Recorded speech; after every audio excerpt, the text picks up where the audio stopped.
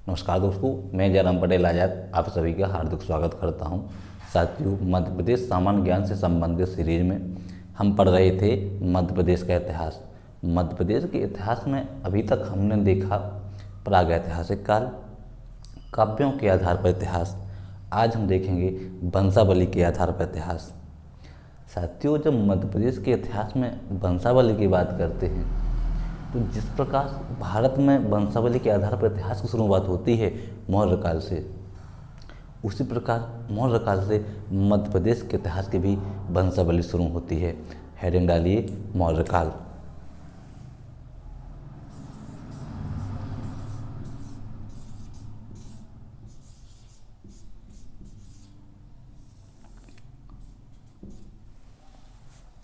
या मौर्य वंश। साथियों, मौर्य वंश की स्थापना चंद्रगुप्त मौर्य ने की थी। ये आप लोगों ने जब इंडियन हिस्ट्री पढ़ रहे होंगे या पढ़ी होगी तो उसमें आप इन वंशों को बहुत विस्तार से पढ़ेंगे, लेकिन हम एक्चुअली में मध्य प्रदेश के सापेक्ष में पढ़ रहे हैं। तो मध्य प्रदेश के सापेक्ष में हमें उन बिंदुओं को ही लेना है जिनका संबंध मध्य प्रदेश से रहा है, स्पेशली मध्य प्रदेश से रहा है। इनमें हम शासक को पढ़ेंगे, शासकों ने क्या क्या काम किए उन्हें पढ़ेंगे। यहाँ डेट इम्पोर्टेंट नहीं है, इम्पोर्टेंट शासक हैं, शासक के द्वारा किए गए कार्य इम्पोर्टेंट हैं। साथियों, जो चंद्रगुप्त ने मौर्य वंश की स्थापना की थी, चंद्रगुप्त का पुत्र हुआ जो बिंदुसार है। कौन पुत्र हुआ?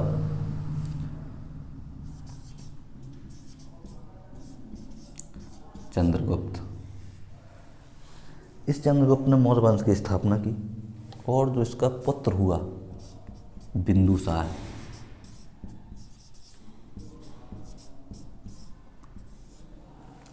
साथियों बिंदुसार के शासनकाल में अवंती का कुमारकत्व हुआ करता था, राज्यपाल हुआ करता था, वो अशोक था। पहले राज्यपाल को कुमारकत्व के नाम से जाना जाता था। क्या हुआ करता था? बिंदुसार का पुत्र था अशोक।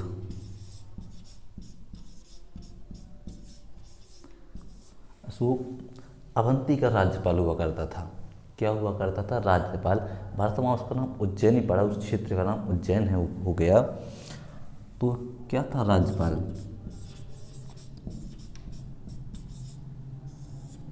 कहाँ का था? अवंती का।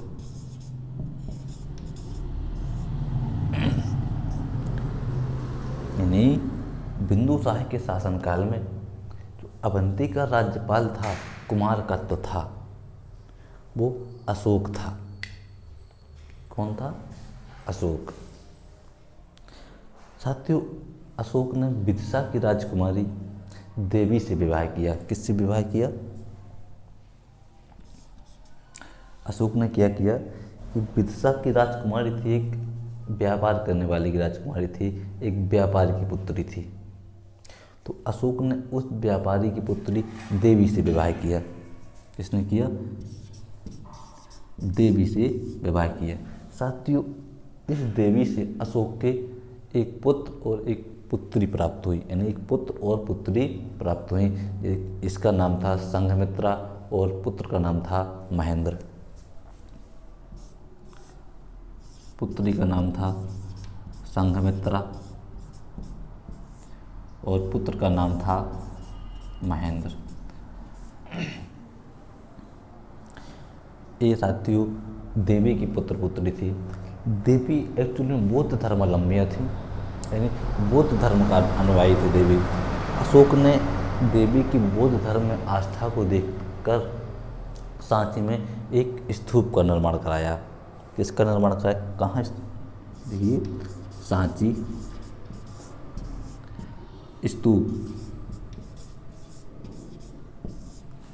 स्तूप का निर्माण कराया। किसकी आस्था को देखकर? देवी की आस्था को देखकर। अशोक ने उज्जैन में भी एक स्तूप का निर्माण कराया, जिसे वैश्य टेकरी का स्तूप कहा जाता है। किसका स्तूप कहा जाता है? वैश्य टेकरी का।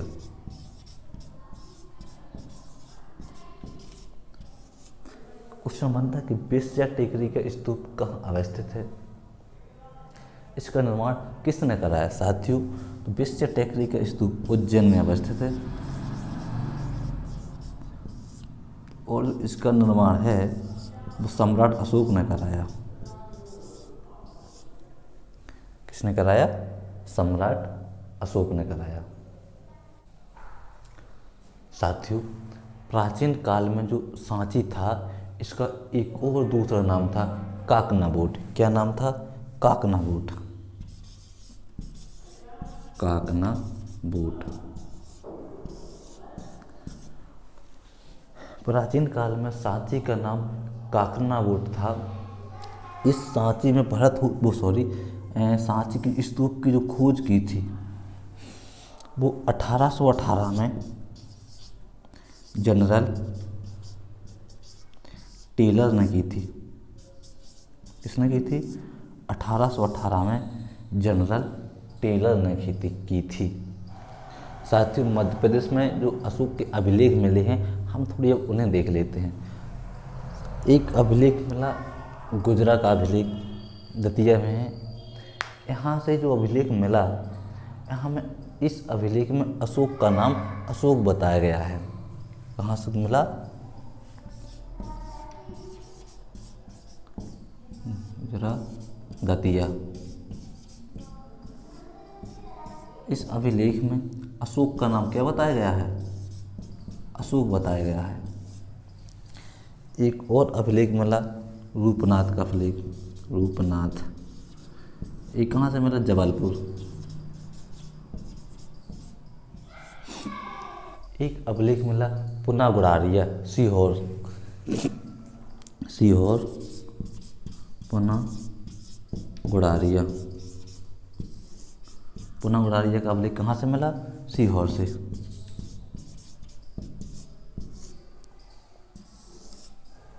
साथियों, अशोक का एक अभिलेख और मिला सिरोमर शहडोल से। कहाँ से मिला? सिरोमर शहडोल। सिरोमल शहडोल। अशोक के 4 अभिलेख मिले। गुजरात दतिया से जो अभिलेख मिला इसमें अशोक का नाम अशोक मिलता है। रूपनाथ का अभिलेख जबलपुर में है, अशोक कालीन है। पुना गाड़िया का जो अभिलेख है वो सीहोर में अशोक के काल से संबंधित है। और सिरोमर का अभिलेख जो शहडोल से मिला है ये भी मौर्य काल से संबंधित है, यानी अशोक के शासनकाल से संबंधित है। हेडिंग डालिए सोंग वंश।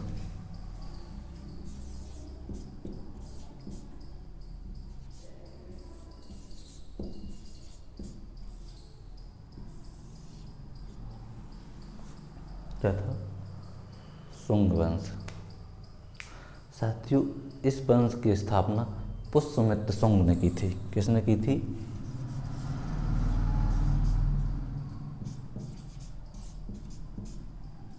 पुष्यमित्र सुंग ने की थी। पुष्यमित्र सुंग ने क्या कार्य किया? इसने जो अशोक ने सांची में स्तूप का निर्माण कराया था, इसमें जो स्तूप की वैदिक पट्टिका थी वो ईंटों की बनी हुई थी। पुष्यमित्र सुंग ने उस वैदिक पट्टिका को पत्थरों का बना दिया। कहाँ क्या किया? सांची का जो स्तूप था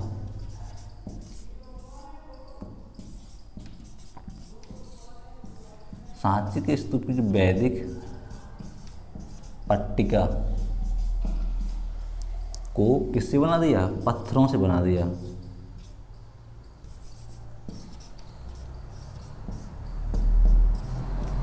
पत्थरों से बना दिया, वो ईंटों की बनी हुई थी।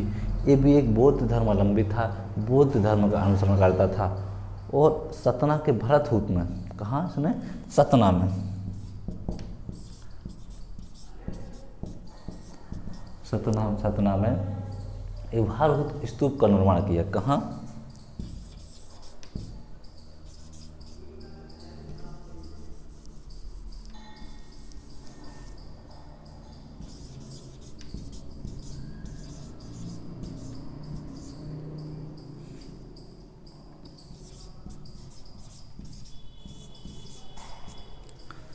पुष्यमित्र शुंग ने सतना में भरतहूत नामक एक स्तूप का निर्माण किया।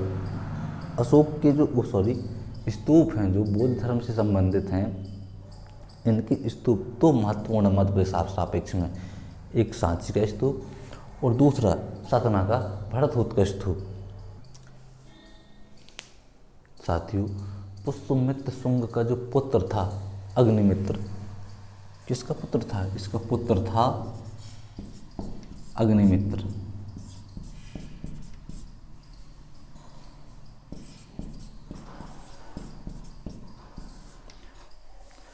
इस बात की जानकारी हमें कालिदास की कृति मालविकाग्निमित्रम से मिलती है। किससे मिलती है? कालिदास की कृति है मालविकाग्निमित्रम। इस बात की जानकारी हमें मालविकाग्निमित्रम से मिलती है कि पुष्यमित्र शुंग का जो पुत्र था अग्निमित्र, यह विदिशा का कुमारकत्व यानी राज्यपाल हुआ करता था। साथियों, इस वंश में एक शासक हुए बाघभद्र। कौन शासक हुए? बाघभद्र। इन बाघभद्र के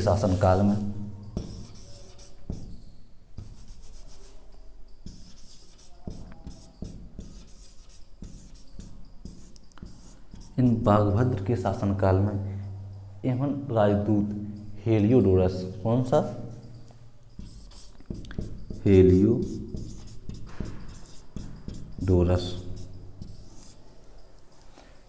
आया था, विदिशा पहुंचा और उसने यहाँ एक गरुड़ स्तंभ की स्थापना की। किसकी? गरुड़ स्तंभ। गरुड़ स्तंभ की स्थापना की। साथियों, यह गरुड़ स्तंभ भागवत धर्म का प्राचीन साक्ष्य है। किस धर्म का है? साक्ष्य है भागवत धर्म का। क्वेश्चन यहाँ से यहाँ आता है कि जो गरुड़ स्तंभ बनाया गया वो किस धर्म का प्रतीक है? साथियों, वो भागवत धर्म का प्रतीक है। भागवत धर्म के प्राचीनतम साक्ष्य यहीं से मिले हैं।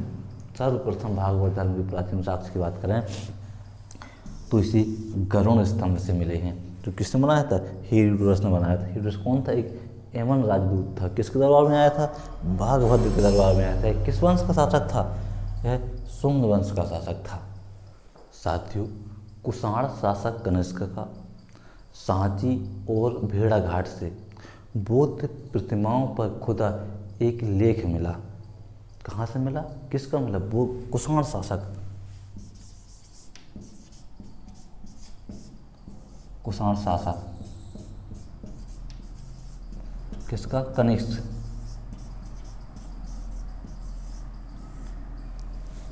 इस पर बौद्ध प्रतिमाओं पर खुदा एक लेख मिला। कहाँ से मिला? सांची और भेड़ाघाट से।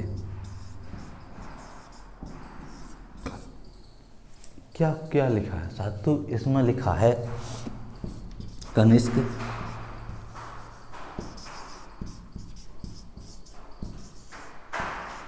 सम्मत 28। साथियों, कुषाण शासक कनिष्क के सिक्के मध्य प्रदेश के शहडोल से प्राप्त हुए हैं। कहाँ से प्राप्त हुए हैं? मध्य प्रदेश के शहडोल से। किसके सिक्के प्राप्त हुए हैं? कुषाण शासक कनिष्क के सिक्के। तो कुषाण वंश के बारे में हमें इतनी जानकारी रखना है।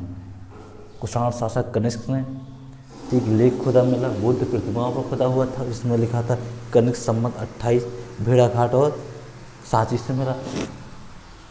और कुषाण शासक कनिष्क के जो सिक्के मिले, कुषाण वंश के सिक्के मिले, वो कहाँ से मिले? शहडोल से। साथियों, इंडो ग्रीक शासक आए मेनांडर। कौन आए? मेनांडर। साथियों, मेनांडर के सिक्के भी बालाघाट से मिले हैं। जो मेनांडर के सिक्के मिले हैं वो कहाँ से मिले? बालाघाट। ये कौन था? यह एक इंडो ग्रीक शासक था और इसके शासक, इसके साथियों हेडिंग डालिए शक वंश। कौन सा वंश? शक वंश। साथियों इस वंश की एक शाखा थी कर्दमक। कौन सी? कर्दमक। साथियों इस कर्दमक शासकों ने उज्जैन पर शासन किया। कहाँ शासन किया? उज्जैन यानी अवंती पर शासन किया। और जो इस वंश के राजा हुए चस्टन, इस वंश के जो प्रथम शासक हुए जिनका नाम था चस्टन। क्या नाम था? चस्टन नाम था शक वंश के राजा का। चस्टन के घटना चक्र में पूछा है कि 2-3 शासकों के नाम दिए हुए हैं, उसमें एक शब्द ये भी है चस्टन, कि उज्जैन पर कितने शासकों ने शासन किया। उसमें शक वंश का एक शासक चस्टन भी है। ये क्वेश्चन वहाँ से लिया हुआ है। साथियों इस वंश में सबसे प्रतापी शासक हुआ रुद्रदामन। इस बात की जानकारी क्या ना, इस शक वंश का सबसे प्रतापी कौन हुआ? रुद्रदामन।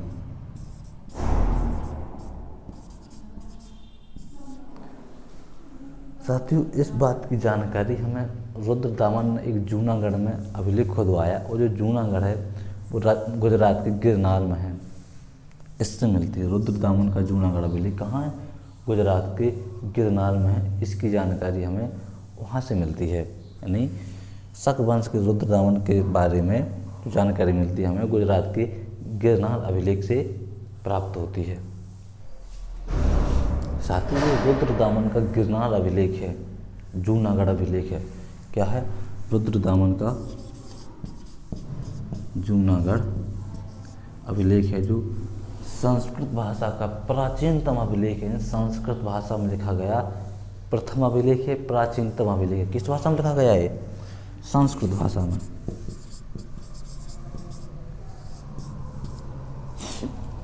यानी क्वेश्चन बनता है कि संस्कृत भाषा में लिखा गया प्रथम अभिलेख कौन सा है? तो शक वंश से संबंधित है रुद्रदामन का जूनागढ़ अभिलेख, यानी किसके शासनकाल में? रुद्रदामन के शासनकाल में लिखा गया। तो इस वंश का अंतिम जो शासक हुआ रुद्र सिंह तृतीय। क्या नाम था उसका? रुद्र सिंह तृतीय।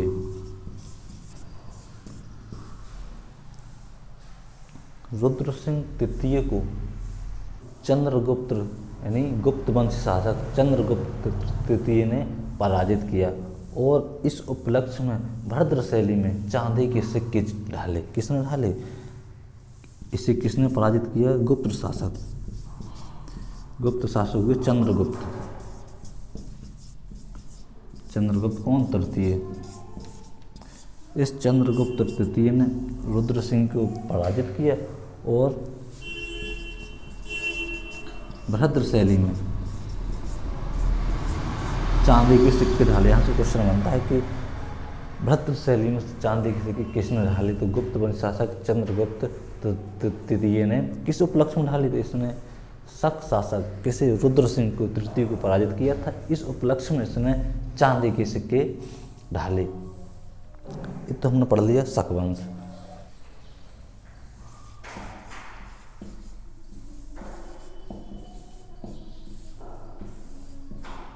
गुप्त वंश।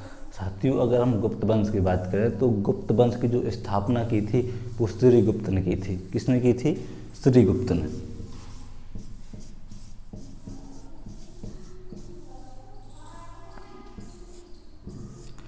हमें एक्चुअली गुप्त वंश का इतिहास मध्य प्रदेश के सापेक्ष में पढ़ना है, तो हम चंद्रगुप्त विक्रमादित्य से शुरू करते हैं। साथियों गुप्त वंश के शासक हुए चंद्रगुप्त विक्रमादित्य।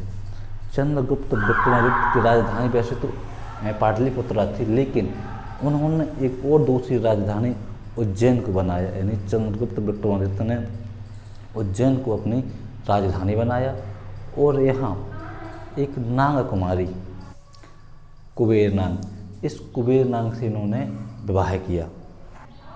साथियों चंद्रगुप्त विक्रमादित्य के उज्जैनी दरबार में 9 रत्न रहते थे। किस दरबार में रहते थे? उज्जैनी दरबार में।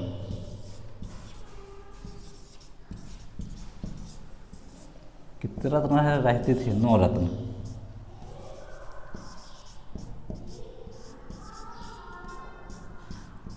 ये 9 रत्न जो विद्वानों का एक समूह था जिसमें 9 विद्वान थे, जिनमें से प्रमुख थे कालिदास, 12 माहे और धन्वंतरि। कौन कौन प्रमुख थे? कालिदास,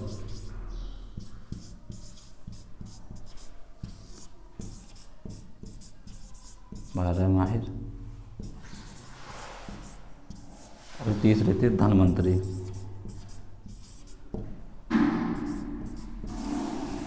साथ ही धन्वंतरि एक चिकित्सक था और जो 12 माहिर था एक खगोल वेदता था। क्या था?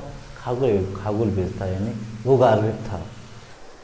साथियों, चंद्रगुप्त विक्रमादित्य के एक मंत्री थे जिनका नाम था वीरसेन। क्या नाम था इनका? वीरसेन। इन्होंने क्या किया कि बिरसा के पास जो उदयगिरी की गुफाएं हैं, कौन सी गुफाएं हैं? बिरसा के पास उदयगिरी, इन गुफाओं के पास इन्होंने विष्णु के अवतार है, 12 अवतार, इस बराह मूर्ति की स्थापना की। किसकी?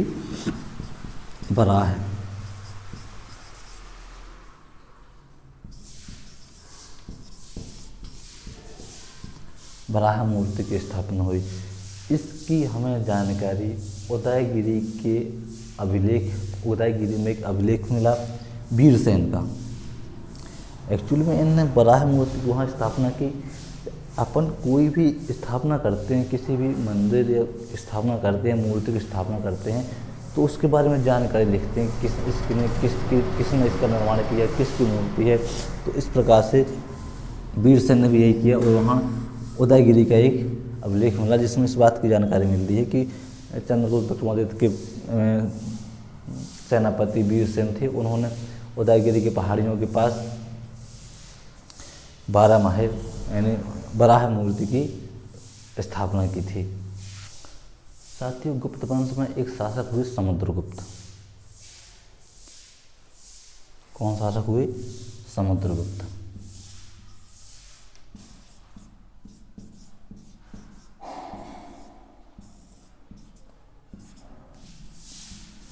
इस समुद्रगुप्त ने पवाया ग्वालियर, पहले ग्वालियर को पवाया नाम से जाना जाता था। पवाया ग्वालियर के पास का क्षेत्र है। साथियों, पवाया में नाग वंशियों का शासन था। किस वंश का शासन था? नाग वंशियों का।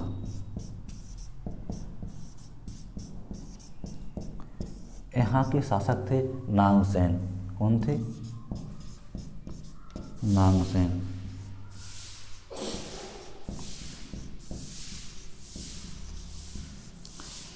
साथियों, इन्हें हराया, नागसेन को क्या किया? पराजित किया। साथियों, समुद्रगुप्त का मध्य प्रदेश के अंदर हमें एक अभिलेख और मिला, सागर में मिला, एरण नामक स्थान पर मिला। इसमें इस बात का उल्लेख किया गया है कि एरण को प्राचीन काल में सौभोग नगर कहा जाता था। क्या कहा जाता था? एरण को सौभोग नगर।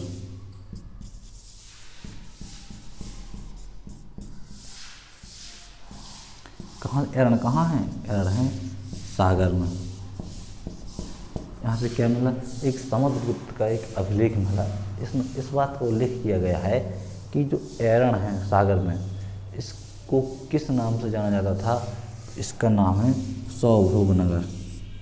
साथियों, गुप्त काल में एक शासक हुए कुमारगुप्त। कौन से हुए? कुमारगुप्त।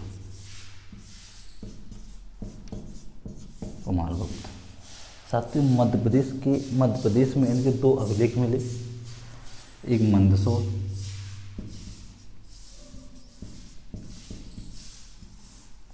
और एक मिला अशोकनगर।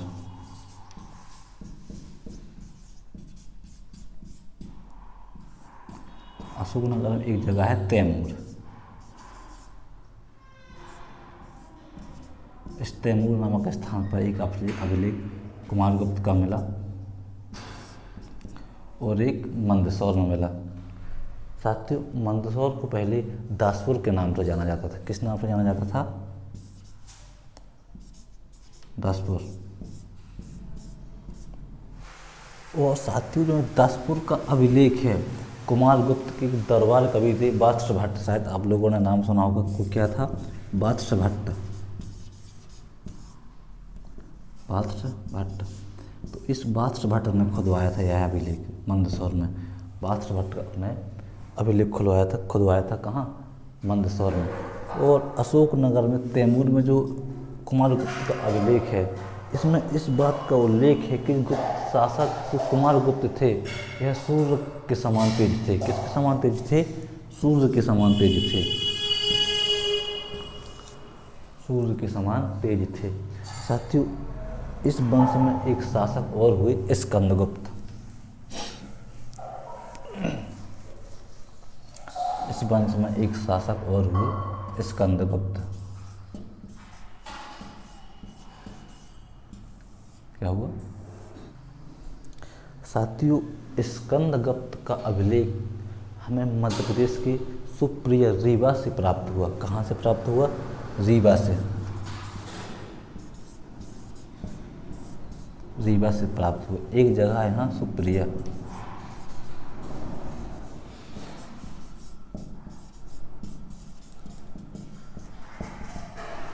हमें स्कंदगुप्त के अभिलेख से इस बात की जानकारी मिलती है कि जो गुप्त शासकों की वंशावली थी वो कैसी थी। पहले कौन शासक आया, इसके बाद कौन आया, इसके बाद कौन आया, इसके बाद कौन आया। तो गुप्त शासकों की वंशावली हमें स्कंदगुप्त के अभिलेख से मिलती है। और यह अभिलेख कहाँ है? मिला है मध्य प्रदेश की रीवा में मिला है। इसमें क्या मिलती है? गुप्त शासकों की वंशावली।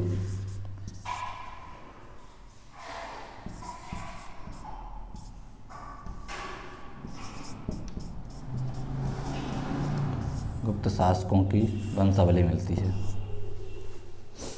साथियों, ये तो हमने पढ़ा मध्य प्रदेश का वंशावली के आधार पर इतिहास।